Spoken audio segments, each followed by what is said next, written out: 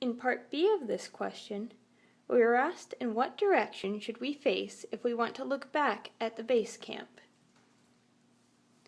The main concept involved in this problem is trigonometry. We will be using angles and tangent functions to figure out what direction we need to look.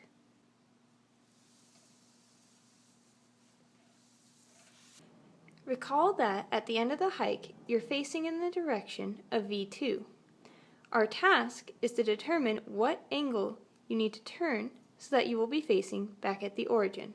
So you're looking here initially, and you need to turn through this angle so you're facing back towards the base camp.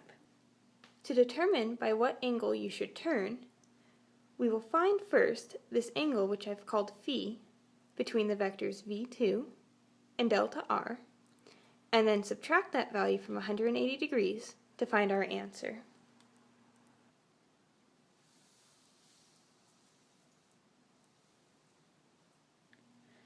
To find the angle phi between the vectors v2 and delta r, we will find the standard angles for delta r, which I've called here theta r, and the standard angle for the vector v2, which I've again called lambda, and subtract them.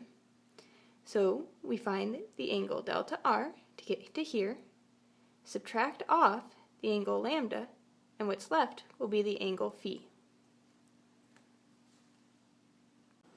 From part A, we already know that the value of lambda is 105 degrees.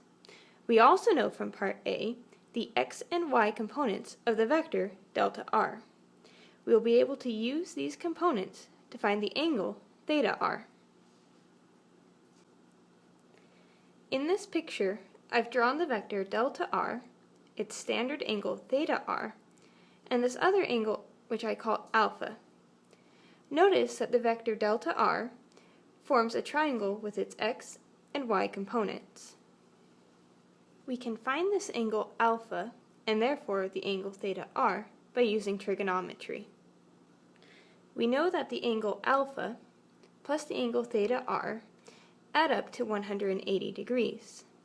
To solve for theta r, we subtract alpha from both sides, and then use the inverse tangent function to get its angle, where the arguments are the y component of delta r in the numerator and the x component of delta r in the denominator. Plugging in values, we solve to find the value for theta r. Note that in our inverse tangent function, we use the positive values for both delta ry and delta rx. The reason being because these represent sides of this triangle formed here.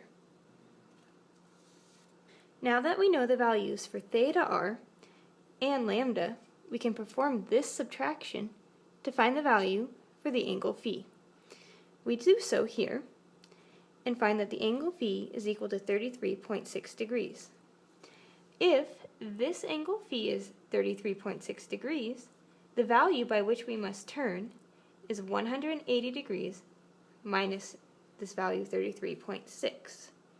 So we find that to look back at the base camp, we must turn an angle 146.4 degrees clockwise.